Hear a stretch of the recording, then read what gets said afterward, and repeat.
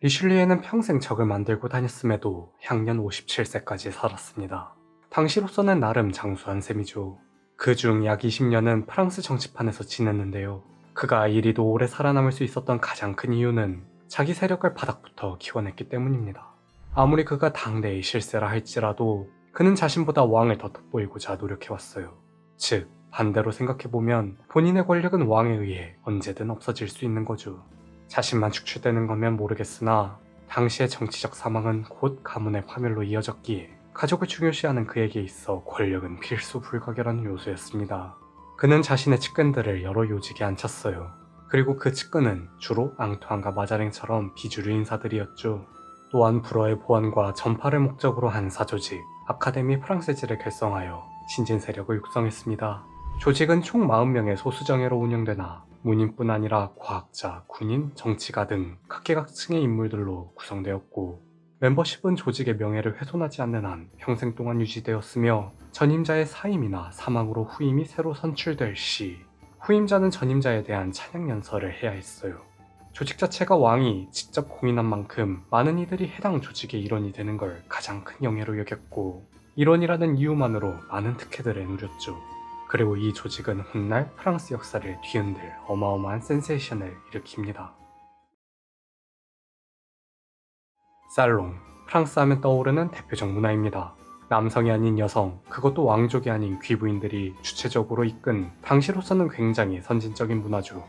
이 문화가 루이 13세 무렵부터 프랑스에 자리 잡았어요. 그 중심에는 바로 카트린 드 랑부에라는 여성이 있었습니다. 이름에서 알 수 있듯 이탈리아 출신이에요. 그녀가 범상치 않은 인물이 될 수 있었던 데에는 부모님의 역할이 컸죠. 아버지는 교황청 주재 프랑스 대사였고 어머니는 로마 대귀족 가문 사벨리 출신이었습니다. 어린 시절 그녀는 어머니의 교육 일환으로 아버지가 참석하는 지식인 모임에 동참할 수 있었어요. 그곳에서 그녀 또한 참석자들과 자유로운 대화를 나누며 문화적 소양을 기를 수 있었죠. 이후 성인이 된 그녀는 이탈리아 주재 프랑스 대사 샤르드 양겐느와 결혼해 프랑스로 가게 되었습니다. 그녀가 느낀 프랑스에 대한 첫인상은 저속 그 자체였다죠. 앞서 카트린이 궁정 문화를 바꿔보려 노력했다 한들 어디까지나 왕실에만 영향을 미쳤을 뿐 귀족들은 그대로였어요. 그들은 여전히 거칠고 과시적이었으며 차 마시는 법과 대화 나누는 법 등 기본적인 에티켓조차 지키지 않으려 했죠. 이를 안타깝게 여긴 그녀는 후작 부인으로서 할 수 있는 일을 떠올렸습니다. 그리하여 그녀는 자신의 저택을 살롱으로 꾸몄고 프랑스 지식인들을 초청해 자신이 익혀온 이탈리아 문화를 설파했으며 이를 통해 새로운 문화를 탄생시키고자 했어요. 사실 살롱의 기원은 이탈리아가 아닌 고대 그리스입니다. 기원전 5세기 그리스 아테네 시절, 당시에도 프랑스의 살롱처럼 지식인 모임을 주도하는 여성이 있었어요. 바로 최초의 여성 철학자 아스파시아였죠. 그녀는 소크라테스의 스승으로도 잘 알려져 있습니다. 동시에 아테네 민주주의 전성기를 이끈 페리클레스의 아내이기도 해요. 아름다운 외모, 해박한 지식, 재치 있는 언변, 무엇 하나 빠진 곳 없는 그녀는 소크라테스와 플라톤 그리고 페리클레스 등 당대 지식인들을 한데 모아 토론을 벌였죠. 하지만 그녀의 모임은 그리 오래가지 못했습니다. 왜냐하면 그녀가 헤타이라였기 때문이죠. 헤타이라는 조선시대의 기생처럼 연애에서 시를 읊고 담론을 즐기는 수준 높은 교양을 지닌 고급 매춘부를 일컫는 말이에요. 실제로 그녀가 매춘을 했는지는 학자마다 의견이 분분합니다. 그러나 많은 이들이 외국인이기까지 한 그녀가 페리클레스의 정치적 파트너로 활동하는 것을 못마땅하게 여긴 것은 사실이에요. 그녀의 든든한 우군 페리클레스가 역병으로 사망하자 그녀 또한 소리소문 없이 사라졌죠. 그렇게 그녀와 함께 사라진 살롱은 16세기 후반 르네상스 시대의 끝 무렵에서야 다시 등장했습니다.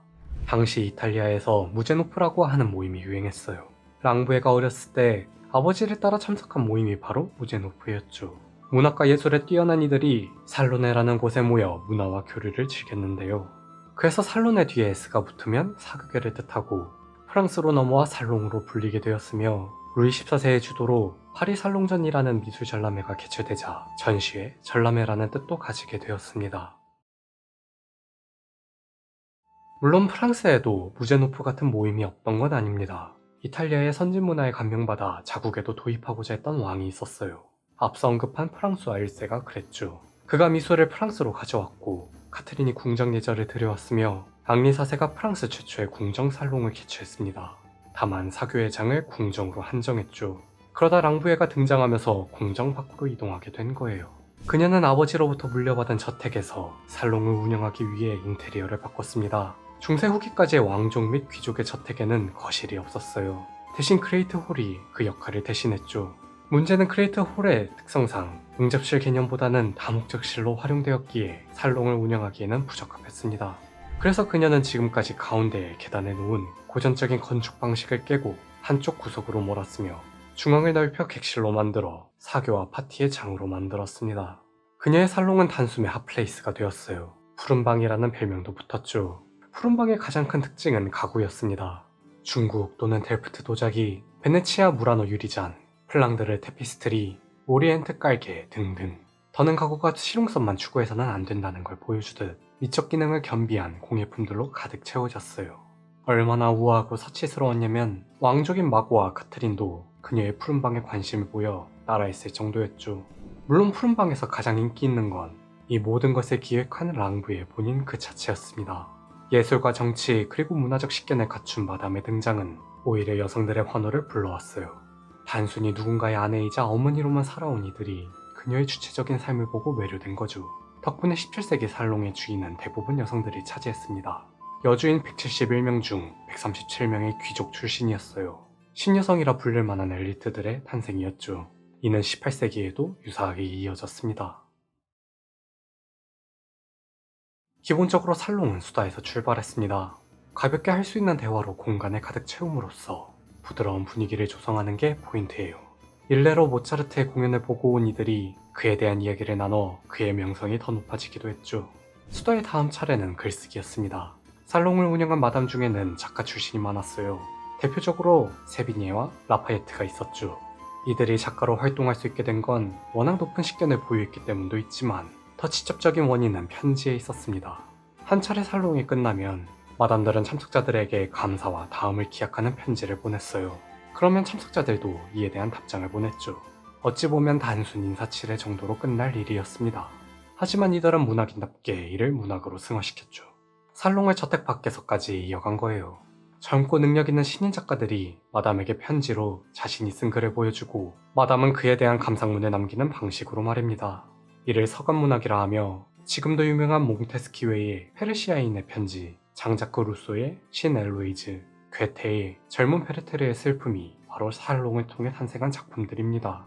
특히 괴테는 이 작품으로 유럽에서 얼마나 많은 유명세를 얻었냐면 괴테는 죽을 때까지 젊은 베르테르의 슬픔을 쓴 작가로 불렸고 많은 청년 독자들이 주인공 베르테르를 따라하겠다며 그의 패션뿐 아니라 권총 자살까지 유행해 훗날 베르테르 효과라는 단어가 등장했어요. 물론 그는 독일 태생으로 젊은 시절 프랑스 유학을 통해 살롱 문화를 처음 접했죠. 그러나 이후 프랑스의 살롱 문화가 독일로 넘어오자 쇼펜하우의 어머니가 살롱을 운영했습니다. 그는 그녀의 살롱을 드나들며 쇼펜하우와 많은 대화를 나눴다고 해요. 그리고 그가 전생애를 바쳐서 쓴 희곡이자 독일 문학에서 가장 중요한 문학 작품 중 하나인 파우스트도 출간했죠.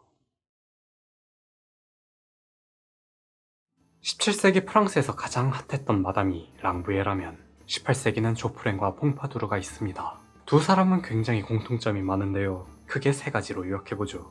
첫째, 이 둘은 계몽주의를 대표하는 여성입니다. 당시 프랑스는 루이 14세의 사망으로 절대 왕정 또한 저물고 있었어요. 그동안 왕의 위세에 눌려 있었던 귀족들은 어린 왕이 등극했다는 소식에 환호했죠.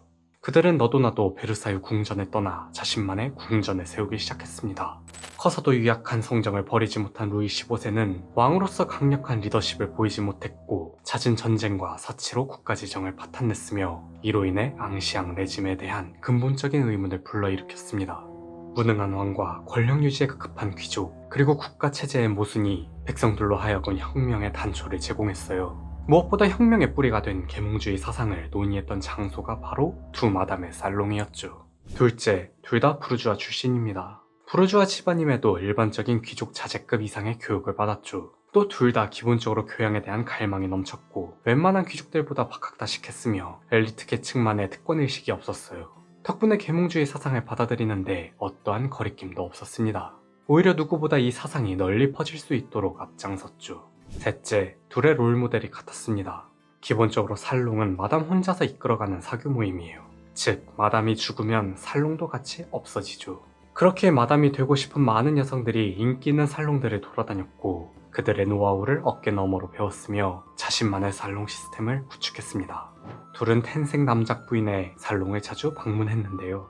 그녀는 프랑스 대혁명의 사상적 배경이 된 저작 백과전서를 쓴 달랑베르의 어머니였죠. 결과적으로 두 사람이 계몽주의자들과 연을 맺게 된 것도 그녀의 살롱 덕분이었습니다. 두 사람의 가장 큰 차이점은 계몽주의를 알리는 방식이었어요. 조프랭은 마담으로서 자신의 살롱을 통해 계몽주의를 육성했다면 퐁파두르는 메트레 상티트로서 국가 권력을 통해 계몽주의를 설파했죠.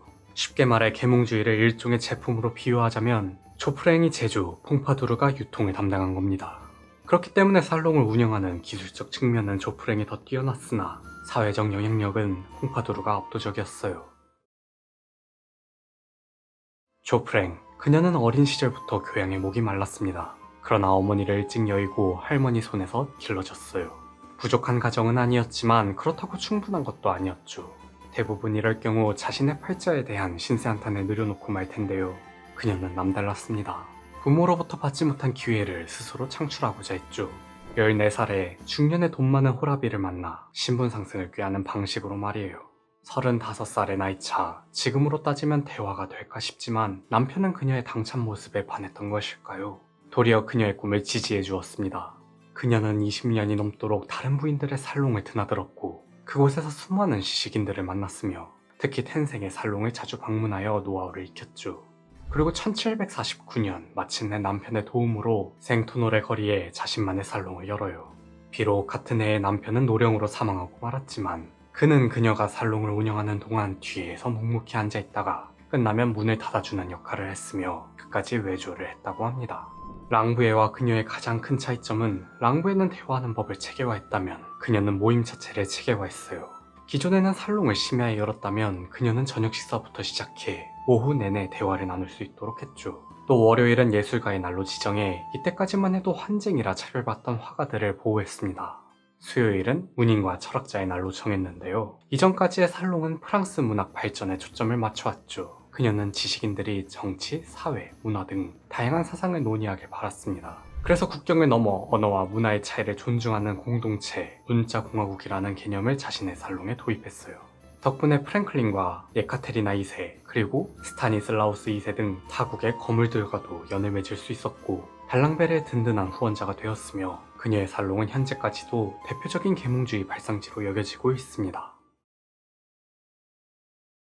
퐁파두르, 어린 시절 그녀는 금융업자인 아버지 덕분에 부유하게 자랐어요.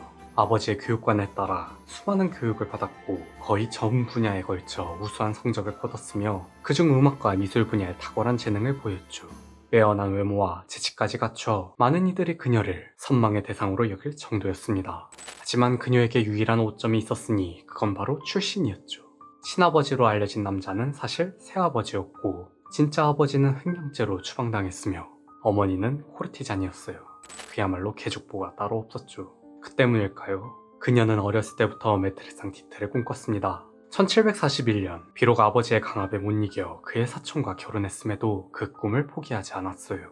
3년 뒤엔 1744년 둘 사이의 아이가 태어난 바로 그 해 기어코 루이 15세에 애첩이 되었죠. 그 정도로 그녀는 정말 야망이 넘쳤어요. 이전까지 부르주아 출신이 메트레상티트가 된 사례가 없었습니다. 그걸 그녀가 해냈죠. 그리고 그녀는 임신성 질병에 걸려 왕의 성생활에 책임지지 못하게 되었음에도 왕의 총애를 놓치지 않았습니다. 심지어 왕비와도 계속해서 좋은 관계를 이어갔죠. 이게 어떻게 가능했을까요? 이는 그녀가 그만큼 능력이 출중했기 때문도 있지만 반대로 왕과 왕비 모두 정치에는 관심이 없었습니다. 실제로 루이 15세는 자신의 집권 기간 동안 국정 운영 전반을 다른 사람에게 맡겼고 마리아 역시 공식적인 행사를 제외하고는 정치에 관여하지 않았으며 덕분에 그녀가 프랑스 대혁명을 앞당기는 업적을 남길 수 있었죠. 퐁파두르는 굉장히 이중적인 인물이었습니다. 공존할 수 없을 것 같은 절대왕정과 계몽주의를 동시에 빛냈어요. 앞서 밝힌 대로 당시 프랑스는 귀족들이 베르사유 궁전을 벗어나 자신의 욕망을 표출했죠. 미술사에서는 이 두 왕의 시기를 구분해서 부릅니다. 루이 14세 시기를 바로크, 루이 15세를 로코코라고요. 이 두 양식의 가장 큰 차이점은 바로 건축물에서 찾아볼 수 있죠. 바로크는 기본적으로 절대왕정의 권위를 드러내는 데 의의를 두었습니다. 크고 화려하게 지어 상대를 위축시키고자 했죠. 하지만 로코코는 왕이 아닌 귀족을 중심으로 탄생했기에 부드러움과 섬세함을 강조했어요. 특히 자연과 어우러지는 실내 장식에 관심을 가졌고 시누아즐이나 튀르크리가 유행했죠. 유행에 민감했던 그녀는 스스로 로코코의 트렌드 세터가 되고자 했습니다. 단정한 가발과 파스텔 톤의 꽃무늬 드레스, 그리고 세련된 머리 장식은 보석 하나 두르지 않는 그녀를 우아하게 했고, 유럽의 많은 귀족 여성들이 그녀를 따라하게 했으며 퐁파두르 스타일이라 명명되어 현재까지도 프랑스를 대표하는 스타일이 되었어요. 그녀의 로코코에 대한 사랑은 여기서 끝이 아니었는데요. 유럽 최고의 도자기 브랜드 세브르도 그녀의 손에 탄생했죠. 정리하자면 로코코는 절대 왕정에 대한 반발 심리로 탄생했으나 그녀가 자신만의 스타일로 승화했고 오히려 프랑스의 공식 예술 양식으로 자리 잡게 만들었으며 이로 인해 절대 왕정을 좀 더 매력적이게 만들었습니다. 실제로 퐁파두르가 계몽주의자였는지는 모르겠습니다. 그러나 그녀가 계몽주의자들을 비호한 것은 사실이에요. 그녀가 살면서 후원했던 인물은 크게 볼테르, 루소, 몽테스키웨, 디드로 네 사람이었죠. 볼테르가 사료 편찬관이 될 수 있었던 것도, 루소가 에밀로 인해 도망자 신세가 되었을 때 은신처를 제공한 것도, 금소로 지정된 몽테스키웨의 법의 정신과 디드로의 백과전서가 출간될 수 있었던 것도 전부 그녀의 공 덕분이었습니다. 특히 볼테르, 몽테스키웨, 퐁트넬이 아카데미 프랑세즈의 회원이 될 수 있도록 도운 것도 그녀였어요. 이처럼 리슐리에가 만들고 루이 13세가 공인한 집단에서 수많은 계몽주의자들이 그 좌석을 메우자 당연히 조직도 변하기 시작했죠. 시작은 불어의 매력을 알리는 데 의의를 두었으나 이제는 사회개혁에 앞장서는 엘리트 집단의 본거지가 된 겁니다. 물론 이 모든 것이 살롱만 존재했다면 불가능했을 거예요. 계몽주의는 그저 하나의 아이디어로 그칠 수도 있었죠. 모든 것은 타이밍입니다. 16세기 베이컨과 데카르트 그리고 뉴턴 등 과학자들이 촉발한 과학혁명, 17세기 홉스와 로크 그리고 루소가 제시한 사회계약설, 1666년 영국의 명예혁명과 1775년 미국 독립전쟁, 그리고 루이 15세와 16세의 운, 정말 다양한 내외적 요인이 전제로 깔려 있었어요. 이를 통해 마담은 자신의 살롱에서 혁명의 씨앗을 품게 되고 프랑스 대혁명을 낳은 거죠. 다시 루이 13세 시기로 돌아와 봅시다. 리슐리에가 죽은 1642년 겨울, 이때 왕은 충신을 잃은 슬픔 때문인지 시름시름 앓기 시작했어요. 만성 질병이었던 폐회결핵이 그를 괴롭혔죠. 죽음이 드리워지자 그는 한 가지 걱정이 생겼습니다. 아직 후계자인 루이 14세가 5살밖에 되지 않았거든요. 전쟁과 반란은 리슐리에가 죽기 전까지 일해준 덕분에 걱정 없었으나 섭정직이 마음에 걸렸죠. 타국 출신의 내통한 전적도 가진 아내가 섭정이 되면 분명 나라를 말아먹으리라 예상한 겁니다. 그래서 유언으로까지 남기며 반대했어요. 문제는 파리 고등법원이 유언의 타당성을 지적하며 이를 인정하지 않았죠. 덕분에 아는 아들의 섭정이 될 수 있었습니다. 그의 걱정과 다르게 아는 자신의 역량이 부족하다는 것을 인정해요. 대신 리슐리에의 후임 마자랭에게 실직적 통치를 맡겼죠. 마자랭은 이탈리아 출신이었지만 리슐리에에게 흠뻑 빠져 프랑스로 귀한 인물이었습니다. 그는 전임자의 정책 노선을 그대로 이어갔어요. 문예 부흥에 앞장서 자신의 이름을 딴 도서관을 설립하고 외교적 수완을 발휘해 베스트팔렌 조약을 자국에 유리하게 맺었으며 루이 14세가 절대군주로 군림할 수 있도록 교육했죠. 이처럼 그는 무려 20여 년간 왕실의 대소사를 모두 책임졌습니다. 그러나 역설적이게도 그가 리슐리에의 유지를 받아들였기에 또 다른 문제가 불거졌어요. 루이 14세는 어머니와 마자랭의 보호 아래 다양한 교육을 받았습니다. 그는 어린 시절부터 예술을 좋아했는데요. 특히 춤에 재능을 보였다고 하죠. 대부분의 왕들은 자신의 권위를 드러내기 위한 수단으로 춤을 추곤 했습니다. 하지만 그의 경우는 정반대였어요. 정말 춤을 추기 위해 태어난 사람처럼 행동했죠. 얼마나 춤에 대한 열정이 대단했냐면 7살 때부터 매일 2시간씩 춤 연습에 매진했을 정도였습니다. 왕이 춤을 좋아한다니 신하들은 어떻게 했겠나요? 왕을 위한 음악, 춤, 대본, 의상, 무대 장치까지 가져다 바치기 시작했죠. 이때 고전 발레의 대가 보샹, 지휘봉의 아버지 룰리, 불문학 역사상 가장 위대한 극작가 몰리에르 등 수많은 예술가들이 그를 위해 일했습니다. 그는 이들의 응원에 힘입어 13살에 첫 무대를 밟았는데요. 이후 19년 동안 무려 27편에 달하는 공연에 출연했죠. 자신의 인생 절반 가까이를 춤추는 데 사용한 겁니다. 그는 더 추고 싶었어요. 그러나 안타깝게도 그의 무용 생활은 급격한 건강 악화로 인해 멈추게 되었죠. 애초에 그는 건강한 사람이 아니었습니다. 이미 9살에 수두부터 시작해 두통, 치통, 당뇨, 치루, 피부염, 소화기 질환 등등 셀 수 없을 정도로 많은 병을 앓았어요. 그런데 그는 매 공연마다 고난이도 동작을 펼쳤고 전성기 시절에는 주 3, 4회 출연했으며 2달 동안 7편의 작품을 뛴 기록도 있죠. 물론 그가 이토록 자신의 몸을 혹사시킨 데에는 다 이유가 있었습니다. 루이 14세가 첫 공연을 선보인 그해 반란이 일어납니다. 갑자기 귀족들이 그를 몰아내고 새로운 왕을 옹립하겠다고 나선 거예요. 그는 무려 2차에 걸쳐 5년간 벌어진 반란으로 인해 여러 차례 도망 다녀야 했죠. 사건의 배경은 이렇습니다. 루이 14세가 속한 부르봉 가문은 시작부터 기득권 세력인 귀족과 갈등을 빚어왔어요. 할아버지 앙리 4세는 개신교를 신봉해서 아버지 루이 13세는 왕권 강화를 위해서 귀족파와 사상권과 부딪혔죠. 앙리 4세는 이런 문제를 해결하기 위해 한 가지 묘안을 냅니다. 수도 파리에 부촌을 개발해 귀족들이 모여 살게 만들었어요. 당시 귀족들은 여전히 자신의 영지를 중심으로 생활했죠. 이로 인해 부와 권력 모두 분산되어 왕은 힘을 발휘할 수 없었습니다. 그는 자신과 친한 귀족들을 위해 동서남북 구역을 나눠 집을 지었어요. 그 중심에는 커다란 광장을 배치했죠. 이게 바로 현재 파리에서 가장 오래된 광장, 보주입니다. 그리고 보주 광장에서 각종 볼거리를 제공했는데요. 마상창투 시합, 기사 퍼레이드 등 옛날 귀족들이 가장 즐겨보던 것들로 구성했죠. 이 소식을 들은 많은 귀족들이 너도나도 왕에게 잘 보이고자 앞다퉈 파리로 향했습니다. 덕분에 프랑스는 평화로 중앙집권 체제를 이룩할 수 있었어요. 그런데 루이 13세와 리슐리에는 정반대 노선을 탔죠. 이제 수도에 모일 만한 귀족들이 모두 모여 살게 되었으니 아예 돌아가지 못하게 만든 겁니다. 그 계획 중 하나가 성벽을 없애는 거였어요. 사전에 딴 마음을 품지 못하도록 차단한 거죠. 당연히 귀족들의 분노는 쌓여갔고 그 분노는 고스란히 루이 14세에게 향했습니다. 시작은 단순합니다. 당시 마자랭은 30년 전쟁 이후 스페인과 전쟁을 이어가고 있었어요. 예기치 않는 전쟁에 전비가 더 필요해졌죠. 그래서 증세를 추진하게 되는데요. 왕의 법안을 관리하는 파리 고등법원이 이를 기각합니다. 왜냐하면 파리 고등법원은 법복 귀족들로 구성되어 있었고 법복 귀족은 관직 매매로 귀족이 된 부르주아였으며 원래 세금은 평민들만 내고 있었거든요. 즉 부르주아도 엄연히 평민이었기에 부당하다고 판단한 거죠. 전쟁이라는 게 그렇습니다. 아무리 마자랭이 베스트팔렌 조약으로 국가의 영광을 가져왔다 할지라도 그걸 평민들이 체감할 수 있을 리 없죠. 애초에 30년 전쟁 자체가 유럽 패권 쟁탈 때문에 벌어졌으니까요. 그런데 마자랭이 이 사태를 왕권에 대한 도전으로 받아들여 주동자들을 체포해버린 겁니다. 정당한 권리 행사에 대한 무력 진압, 이는 반란을 위한 좋은 명분이 되었고 귀족들은 파리 시민들을 선동했으며 민중 봉기로 이어졌어요. 그래서 이 봉기를 절대왕정에 대한 귀족들의 최후 반란이라 하여 프롱드의 난이라 부르죠.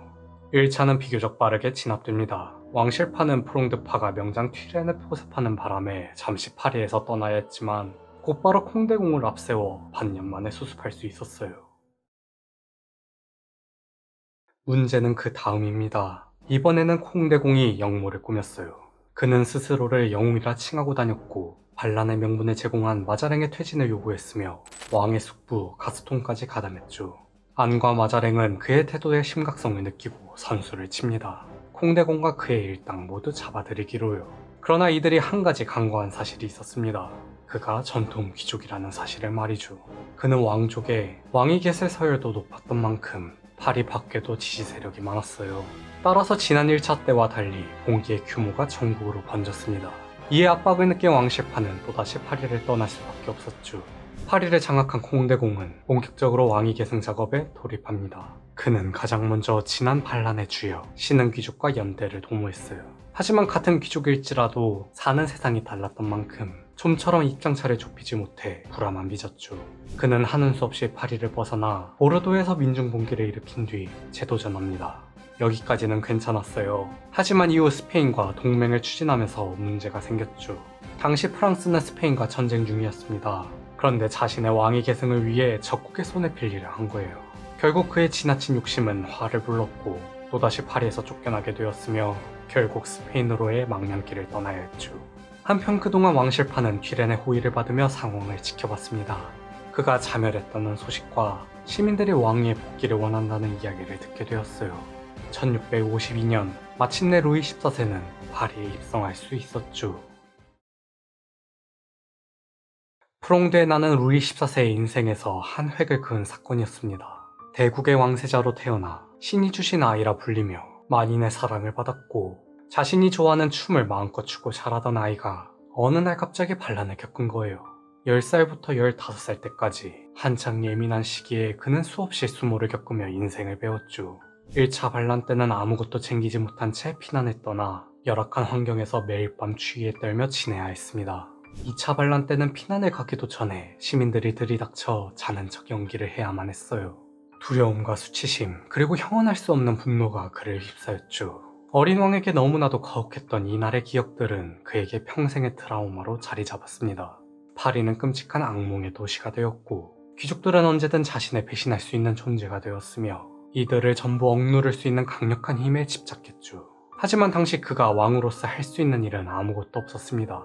오랜 피난 생활에 체계적인 제왕학 교육을 받지 못했고 아직 미성년자라 대관식을 치르지도 못했으며 무엇보다 마자랭의 후광이 너무 강했거든요. 그는 어떻게든 자신의 위엄과 권위를 드러내고 싶었죠. 그래서 자신이 가진 가장 강력한 무기, 춤을 이미지 메이킹으로 활용하고자 했어요. 그동안 즐거워서 췄던 춤을 이제는 철저한 정치적 선전 도구로서 선보이려 한 겁니다. 제라르 코르비오 감독의 영화 왕의 춤을 보면 루이 14세가 아폴론을 따라하는 장면이 자주 등장합니다. 왜 아폴론이었을까요? 아폴론은 그리스 신화에 나오는 올림포스 12신 중 한 명으로 태양을 관장하는 신이죠. 태양은 고대부터 높고 빛나고 신성한 것을 좋아하는 인간들의 숭배 대상이었습니다. 그래서 많은 군주들이 자신을 신격화하는 작업으로 스스로를 태양에 빗대어 표현했어요. 그도 마찬가지였죠. 프롱드에 난 이후 그의 이미지는 동네북이나 다름없었습니다. 하루라도 빨리 귀족들에게 복수하고 싶었지만 아직 나이가 어려 정치에 나설 수는 없었어요. 릴리는 왕의 고민을 해결해주고자 공연을 준비했죠. 그게 바로 영화 왕의 춤의 배경이 된 밤의 발레입니다. 밤의 발레는 철저하게 정치적 계산으로 짜여진 무대였어요. 주인공은 당연 루이 14세, 떠오르는 태양이라는 역할을 맡았죠. 이 공연이 정말 대단한 이유는 장장 13시간 동안 펼쳐졌다는 겁니다. 이때 그는 아폴론답게 황금빛 옷과 왕관을 쓰고 등장했죠. 그는 마치 진짜 태양이 된 것처럼 연기했어요. 동시에 등장인물들을 꿀리는 연출로 자신의 권위를 드러냈습니다. 공연은 성공적이었고 이후 귀족들은 그가 아폴론 의상을 입고 등장하면 태양왕 만세를 외쳤죠. 코르비오 감독은 실제로 제작에 앞서 고증에 굉장히 신경 썼다고 해요. 그래서 영화 속 안무와 의상 그리고 음악과 무대 장치까지 그 시대의 분위기를 느낄 수 있습니다. 1654년 드디어 성년이 된 루이 14세는 대관식을 치릅니다. 이제 친정을 시작할 수 있었어요. 하지만 그는 여전히 마자랑에게 정치를 맡겼죠. 아직 그는 더 배워야 할 때라고 느꼈던 것 같습니다. 한편 프랑스의 영웅에서 악당이 된 콩대공은 망명한 스페인에서 또 다른 음모를 꾸며요. 그는 펠리페 4세를 설득해 군대를 이끌고 프랑스로 쳐들어갔죠. 마자랭은 그의 상대로 튀렌을 앞세웠습니다. 또다시 맞붙은 두 사람, 30년 전쟁 때부터 명장이라 불린 만큼 막상막하였어요. 그때 이 전쟁을 끝내러 온 이가 있었으니 바로 영국의 호국병 크로멜이었죠. 당시 크로멜은 영국 내전을 거치며 정권을 차지했습니다. 이에 마리는 왕실 일가를 이끌고 친정 프랑스로 망명해왔죠. 문제는 마자랭이 이들보다 크로멜에게 더 큰 관심을 보여요. 그런 줄도 모르고 마리의 차남 제임스는 프랑스군으로 입대해 활약을 펼칩니다. 내심 전쟁 후 자신의 복수를 도와주리라 기대한 거죠. 그의 기대와 다르게 마자랭과 크로멜은 동맹을 맺습니다. 졸지에 바보가 된 제임스는 형의 권유로 스페인으로 넘어가요. 하지만 1658년 모래 언덕 전투에서 프랑스가 스페인으로부터 결정적 승리를 거뒀고 1659년 파레네 조약을 체결했으며 루이 14세와 스페인 왕녀 마리의 결혼도 이때 이루어졌죠. 프랑스는 이 조약으로 크게 세 가지 성과를 거둡니다. 일단 근친으로 쌓은 스페인 왕국은 이후 대가 끊기면서 부르봉 왕조가 접수했어요. 다음 튀레는 프랑스인이 꼽은 최고의 지휘관 반열에 올라 나폴레옹마저 그의 업적을 기렸죠. 마지막으로 프랑스가 됭케르크 지역을 차지한 것이 나비 효과를 일으켜 훗날 제2차 세계대전의 운명을 바꾸게 됩니다. 1661년 마자랭의 노령으로 사망합니다. 드디어 루이 14세의 시대가 도래했어요. 그동안 갈고 닦은 복수의 시간이 찾아온 거죠. 많은 귀족들은 마자랭의 후임이 누가 될까 궁금해했습니다. 그가 아무리 태양왕의 이미지를 각인시켰다 한들 아직 정치에 있어서는 초짜에 불과했으니까요. 그는 모든 고위 관료들을 소집한 뒤 폭탄 선언을 했죠. 앞으로 모든 국정 운영은 내가 직접 하겠다. 그리고 이 시간부로 자신의 서명 없이는 그 무엇도 허가될 수 없다고 밝혔습니다. 나라에서 쏟아지는 모든 결제 문서를 자신이 직접 관리하겠다는 거예요. 이게 얼마나 허황된 짓이었냐면 정말 사소한 통행증 발부까지도 본인이 하겠다 했죠. 처음에는 관료들도 왕이 정치를 너무 몰라서 의욕이 앞서 나보다 하고 넘겼습니다. 그러나 그는 진심이었어요. 법정 근로 시간도 없던 시절에 매일 6시간 이상 정무를 봤다고 하죠. 물론 혼자서 모든 일을 처리하려다 보니 갈수록 일이 밀렸습니다. 훗날 이러한 절차 때문에 전쟁에서 지는 일까지 벌어져요. 그럼에도 한 가지 어마어마한 소득이 있었죠. 바로 마자랭의 부정축제입니다. 프랑스의 모든 관료들은 사후 자기 재산을 모두 공개해야 할 의무가 있었어요. 그런데 마자랭은 총 3,500만 리브르를 축적했죠. 이게 얼마나 천문학적인 액수였냐면 마리의 결혼 지참금이 150만 리브르였고 리슐리에의 사후 재산은 약 2천만 리브르였으며 당시 프랑스 연간 예산은 9천만 리브르였습니다. 어마어마하게 해먹은 거죠. 그가 이렇게 재산을 쌓을 수 있었던 가장 큰 이유는 푸케라는 인물 덕분이에요. 푸케는 법복 귀족 출신입니다. 그의 손조는 대대로 옷감무역으로 큰 돈을 벌었어요. 그 돈으로 귀족이 되었죠. 푸케도 상인 DNA를 물려받아 이제에 밝았는데요. 그가 마자랭의 오른팔이 될 수 있었던 이유도 그의 자금 융통을 담당했기 때문입니다. 앞서 마자랭의 증세를 추진하다 제1차 프롱대난이 일어났다고 했죠. 푸케도 그들과 같은 출신이었지만 정반대로 행동해요. 아무리 봐도 반란이 성공할 것 같지 않은 겁니다. 그래서 이번 기회에 마자랭 라인을 타기로 한 거죠. 그는 빚을 내서까지 마자랭에게 베팅합니다. 이때 45만 리브르를 주고 법무장관이 되죠. 전통 귀족들이 2차 프롱대난을 일으켰을 땐 자신의 인적 네트워크를 100분 활용해요. 덕분에 왕실과 마자랭은 파리를 떠나 있으면서도 내부 상황을 정확히 파악할 수 있었습니다. 왕실이 어려울 때 자신의 재산을 쾌척하고 끝까지 헌신한다. 쉽지 않은 일이죠. 모든 반란이 끝난 뒤 마자랭은 그의 애국을 기억하며 재무장관으로 앉혀요.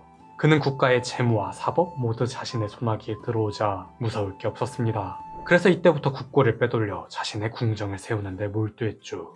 물론 지금의 관점에서 부정축제인 거지 당시에는 관행 같은 일이었습니다. 게다가 그는 빼돌린 국고를 본인을 위해서만 사용하지 않았어요.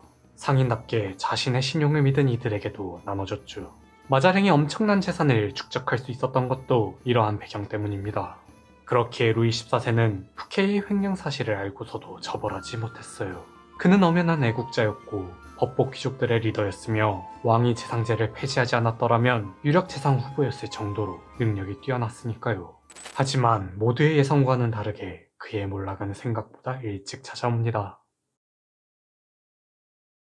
1661년 8월 17일 푸케는 루이 14세를 자신의 성 보르비 콩트로 초대합니다. 국고를 빼돌려 만든 그 성 말이에요. 그는 자신의 성공과 퐁텐, 몰리에르 등 예술가들을 후원하고자 이 성을 지었죠. 프랑스가 유럽의 문화 정치적 중심이었던 시기를 르 그랜드 시에클이라고 합니다. 그 그랜드 시에클을 대표하는 스타일을 르 그랜드 스타일 프란스익이라고 하죠. 그랜드 스타일의 대가로 크게 세 사람을 꼽는데요. 루이와 샤를 그리고 앙드레죠. 그리고 이 세 사람이 합심하여 처음 지은 건축물이 바로 보르비 콩트입니다. 보르비 콩트라는 이름 자체도 푸케를 상징해요. 그의 칭호 보호자작에서 따 보르비 콩트가 된 거죠. 성이 완공된 후 얼마나 자랑하고 싶었겠습니까? 그래서 축하 연회를 열고 그 자리에 루이 14세를 초청한 거예요. 왕이 도착하자 몰리에르 극단의 여배우들이 그를 반겼죠. 정원이며 실내며 자신의 궁정보다 휘황찬란한 모습에 넋이 나갑니다. 푸케는 아직 놀라기는 이르다며 그를 어느 방으로 모셔요. 그리고 그 방을 이렇게 소개했죠. 이곳은 폐하만을 위한 전용 공간입니다. 천장에는 태양신 아폴론을 상징하는 그림과 스투코가, 벽 쪽에는 자신의 조각과 초상화가, 창문 밖으로 가장 먼저 보이는 연못 위에는 거대한 왕관이 그 나름대로 자신의 충성심을 표현한 거예요.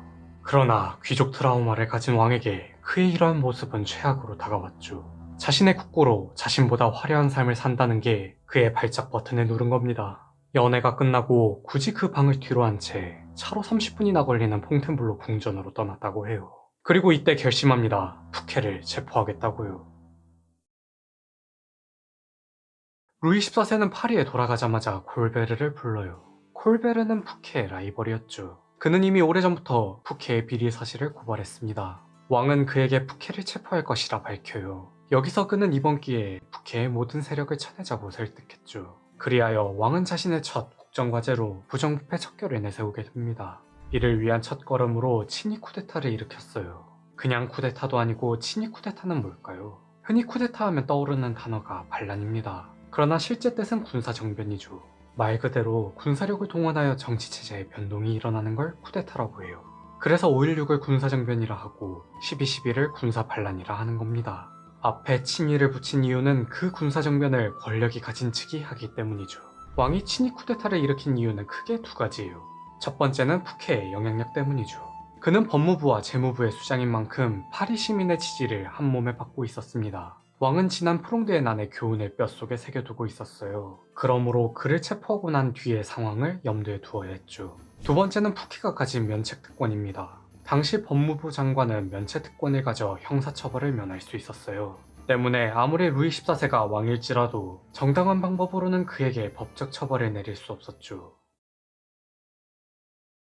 루이 14세는 계획을 치밀하게 준비합니다. 가장 먼저 푸케의 면책특권을 뺏기 위해 움직였어요. 당시 그는 지나친 사치로 돈에 쪼들리고 있었죠. 왕은 아무렇지 않게 그를 찾아가 관직 매매를 제안합니다. 법무부 장관 자리를 원하는 사람이 있는데 팔 생각 있냐고요. 사려는 쪽은 그에게 전혀 위협 인물이 아니었기에 안심하고 팔았죠. 그렇게 그의 팔다리는 하나씩 없어집니다. 이후 왕은 그를 파리에서 끌어내기 위해 낭테서 삼부회를 소집해요. 재무부 장관인 그는 삼부회에서 주로 세금 관련 내용을 다루기 때문에 필참해야 했죠. 마침내 왕은 그가 파리 시내를 벗어났을 때 총사대를 동원하여 체포했습니다. 이때 그를 체포한 인물이 바로 소설 삼총사의 주인공 달타냥이었어요. 감옥에 갇힌 푸케는 재판을 받게 됩니다. 왕은 그를 국가반역죄로 엮어 사형시키려 했죠. 하지만 판사들이 선고를 망설였어요. 앞서 말했듯 그는 애국자였으니까요. 그렇게 3년이란 세월이 흘렀습니다. 결국 왕은 그를 지방으로 유폐시켜 감시했죠. 파리 시민들은 틈만 나면 그의 구명운동을 펼쳤고 왕은 그럴 때마다 그를 고문하여 본보기를 보였어요. 그렇게 한때 왕보다 화려한 삶을 살았던 그는 평생 죽을 때까지 갇혀 지내며 쓸쓸히 생을 마감합니다. 프랑스에는 그와 관련된 소설이 한 권 있는데요. 그 책의 이름은 가려진 태양이죠. 짧게나마 태양왕 루이 14세의 위상을 가린 유일한 인물이 아닐까 생각됩니다.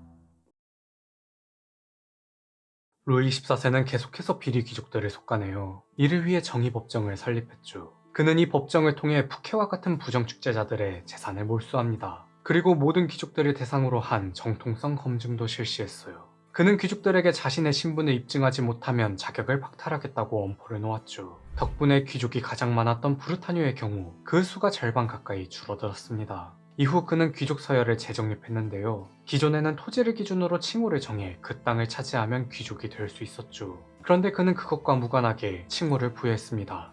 즉, 왕에게 잘 보이면 누구든지 공작이 될 수 있었어요. 그가 이렇게까지 한 이유는 간단합니다. 귀족은 왕에 의해서만 존재한다는 걸 깨우쳐주고자 한 거죠. 중세의 세계관에서는 이게 먹히지 않았어요. 봉건 사회에서 왕과 귀족은 어디까지나 계약 관계였으니까요. 그러나 이제는 절대왕정 시대입니다. 더 이상 토지의 크기와 권력이 비례하지 않다는 걸, 귀족은 자연히 생기는 게 아니라는 걸 인식시킬 필요가 있었죠. 결국 정의법정은 수많은 귀족들을 몰락시킵니다. 지금도 한 번 늘어난 소비는 쉽게 줄일 수 없죠. 그래서 이들은 어떻게든 왕의 눈에 띄고자 발버둥 쳤어요. 이는 귀족들끼리의 경쟁을 부추겼고 누구도 왕을 거역할 수 없게 되었으며 끝내 그는 그가 그토록 원하던 절대 권력을 얻을 수 있었습니다.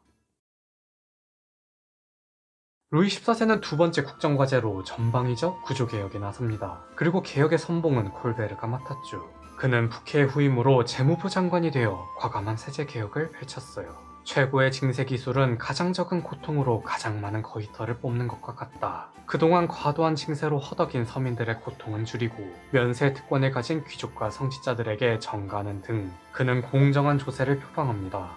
덕분에 개혁 이후 세입이 대폭 상승하는 결과를 낳았어요. 그는 경제개혁도 이뤄냈죠. 특히 중상주의 정책으로 국부를 증대시켰습니다. 당시에는 화폐의 가치를 금과 은 등 귀금속이 담당했어요. 귀금속이 곧 부를 상징했죠. 그런데 프랑스에는 금광도 은광도 없습니다. 그럼 그는 어떻게 해서 부를 쌓았을까요? 바로 가공무역입니다. 그는 길드를 재편성하고 왕립 제작소를 창설했죠. 그곳에서 유리와 테피스트리 등 사치제를 만들게 했는데요. 필요한 원료는 프랑스 동인도 회사를 통해 수입하여 이윤을 극대화했습니다. 이외에도 그는 역사, 과학, 오페라, 건축 등 수많은 기관을 설립하여 문화와 예술을 후원했죠. 물론 그가 훌륭한 업적만 남긴 건 아니에요. 1681년 코드누아라는 흑인법 제정에 기여해 훗날 프랑스를 세계노예 무역 3대장 자리에 앉혔습니다. 때문에 오늘날에는 흑인 혐오를 조장한 인물로 취급받고 있죠. 루이 14세는 마지막 국정과제로 군제 개혁을 실시합니다. 전통적으로 프랑스군은 기병이 전부다라는 평가를 받아왔어요. 그만큼 기병이 압도적이었으나 해군과 보병은 형편없었죠. 왕은 유럽 제패의 야욕을 품고 있던 만큼 육군과 해군 모두 대대적으로 기억했습니다. 해군은 콜베르의 아들 세뉴레 후작에게 맡겼어요. 그는 아버지의 중상주의 정책에 발맞춰 군함을 확보하고 해군 사관학교를 만들어 장교를 육성했으며 상비군을 유지하기 위해 민간의 사략선 운영을 장려했죠. 육군은 육군장관 르틸리에와 그의 아들에게 맡겼습니다. 이들은 군의 기율을 가장 중요하게 여겼어요. 당시까지도 프랑스군은 영주의 사병으로서 전쟁에 참여했죠. 당연히 지휘관은 전문 장교가 아닌 영주 본인이었습니다. 따라서 통일된 지휘 계통을 기대하기 어려웠어요. 이를 해결하기 위해 진급제와 육군사관학교, 그리고 성루이 십자무군 훈장을 만들어 신분 고하를 막론하고 능력만 있다면 평민도 장군이 될 수 있도록 길을 열었죠. 또한 병사들의 처우 개선을 위해 파리에는 군병원과 병영을 세우고 군의 근대화를 위해 무기개량과 공병대 창설도 병행했습니다.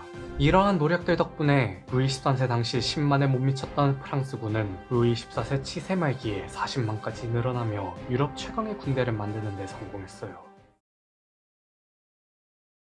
스스로의 신격화 작업부터 국가개혁까지 모든 준비를 마친 루이 14세는 이제 파리를 떠납니다. 그리고 자신만의 궁전으로 귀족들을 초대했죠. 바로 그 이름도 유명한 베르사유 궁전으로요. 원래 베르사유 궁전은 평범한 별장이었습니다. 아버지 루이 13세가 사냥을 즐기기 위해 만든 곳이었죠. 그는 어렸을 때부터 이곳에 자주 방문했어요. 3살에는 천연두를 피하기 위해서, 13살에는 사냥을 즐기기 위해서 들렀습니다.